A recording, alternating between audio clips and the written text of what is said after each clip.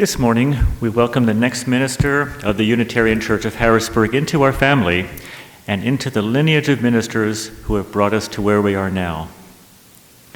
I believe this is the beginning of a year of great growth and progress for our congregation, which will take us to the point where we are finally ready to welcome a new settled minister in 1 year.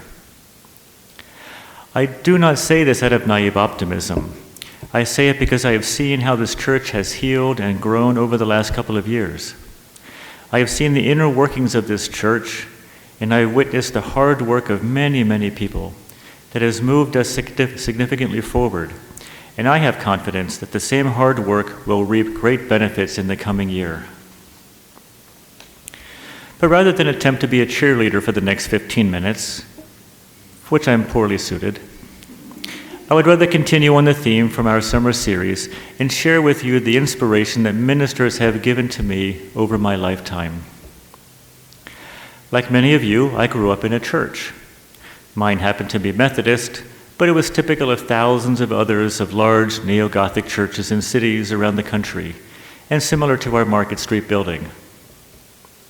Now, my family was the one that was often the last to leave after services. Perhaps this is familiar to some of you. My brother and sister and I would wait seemingly forever each and every week as our parents chatted with other adults. At the time, we thought they just really enjoyed talking to their friends, which was kind of frustrating, but also understandable even to a kid. It wasn't until much later that we realized that much of this social time was actually spent doing the work on behalf of the church. I sang in choirs from a very young age, served as an acolyte, and attended confirmation classes. And I enjoyed it all. I am well aware that not everyone has such a positive experience in a church. But my experience was very positive. The church was full of friendly adults who were nice and encouraging to me. Now, I think this is probably because of the tone set from the ministers. There were many of them in those early years, including Kent Kraler, Jack Wright, and George Bayshore. But they all preached a version of Christianity that was kind and inclusive and welcoming to all. They were friendly and accessible and seemed like normal people, not distant, cold religious leaders. They imbued in me a positive view of church life and of ministers in general. They inspired in me a desire to stay connected to a church, even as my spiritual path wandered away from some of its theological roots.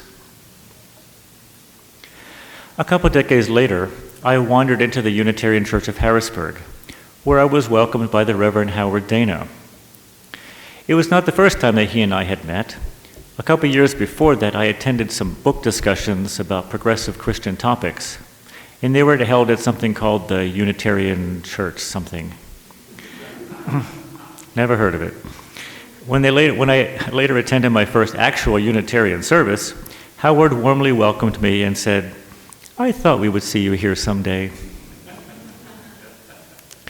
Many of you will remember that Howard is very fleet of foot and would regularly win 5K races.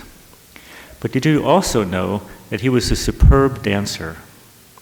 He attended contra dances in Lancaster, and he was quite popular with the ladies as a partner. On one occasion, he gave me a ride to the dance. At the time, I had little understanding how the church operated, so I considered it quite a privilege to be carpooling with a minister. As he turned on some music, I was surprised to hear country music coming from the speakers. Country music? This, of course, is where you remind me that Howard grew up on a ranch in Montana. So what did I expect he heard growing up? Silly David. But it was yet another reminder to be careful with my Venn diagrams. I knew Howard to be educated and articulate and urbane, so of course he would listen to Mozart, right? No. If I place Howard in one circle of a Venn diagram and country music in the other circle, the intersection would certainly be the empty set. Not so, and Howard reminded me yet again not to make assumptions about people. But the greatest inspiration from Howard was how to write and deliver a superb sermon. Not only does he write with clarity and grace, but he is renowned for being a great orator. He delivers a message that is both inspirational and challenging, yet somehow possible and realistic. His pacing is perfect, which makes it easier to understand and process his message. His phrasing and intonation embellish his graceful text. I'd like to believe that after listening to hundreds of his sermons, at least a tiny amount of his manner has crept into me. I know for sure that I hear his voice in my head as I write and deliver a message. I will never ever match his skill, but I know that I'm a much better writer and speaker because of him. Fast forward a few years and we come to Reverend Michael Walker. He has spoken from this pulpit about his background in administration, and given my background in engineering, these ideas of organization appealed to me. Working things out and improving system makes my heart happy. It's perhaps like the herding instinct of my border collie that I had growing up. Bringing order to systems puts me at peace, and working on an organizational chart gives me tremendous pleasure. Let me develop policies and procedures that the church might need, and I am a happy man. And as Reverend Lyn said at our board retreat yesterday that Patty referenced, these help to create the container that enables the church to do the actual mission of the church, and I love that background part. But organization and administration as a spiritual gift, I had my doubts about that. When my mom reviewed a draft of this sermon, however, she answered my question with a resounding yes. To her, administration is indeed a spiritual gift. And she would know, having worked in her church for more than 3 decades. She worked with many ministers over the years and saw how this can either help or hinder the overall mission and work of a church. See me afterwards if you would like to hear some of her stories of what not to do. Now, I will be a good son, of course, and defer to my mom on this one, but I actually think that she's right. Mike indeed brought order to office procedures and helped set priorities, and suddenly turnaround time for office procedures dropped dramatically. And the result? Church members were very happy. Mike also addressed difficult and seemingly intractable problems head on. Every month or so, I would realize that things were a little better around here. Often I couldn't even tell it what it was, but something had improved. It was as if a mysterious force was sprinkling pixie dust here and there. And suddenly something that had been unresolved for years was now resolved. This was a great lesson to me, to muster courage when necessary and address difficult issues in my own life.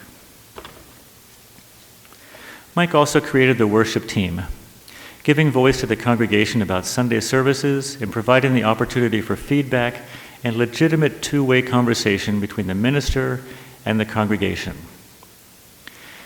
I personally fell into the same dilemma that Jeff Siegel mentioned a few weeks ago.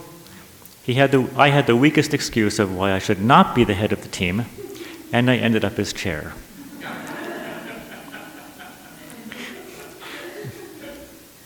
Yeah, but it gave me the opportunity for another life lesson. Mike put no restrictions on the worship team agenda. We were free to suggest anything and to offer feedback that we felt was appropriate. Of course, there were priorities that needed to be addressed over other items, but Mike never once objected to discussing anything that we suggested. And he did implement a few suggestions that came from the congregation and from the team. I'm still uncertain whether administrative and organizational skills are technically a spiritual gift. Either way, I've learned the benefits that they can bring. A well-oiled administration can make happy congregants.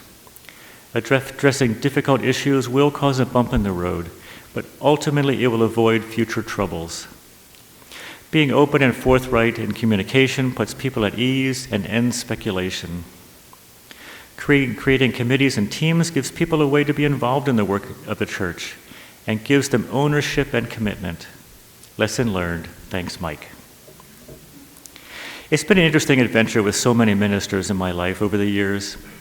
It began by understanding them as adults with some kind of superpower, enabling them to have influence over other adults, even over my own parents.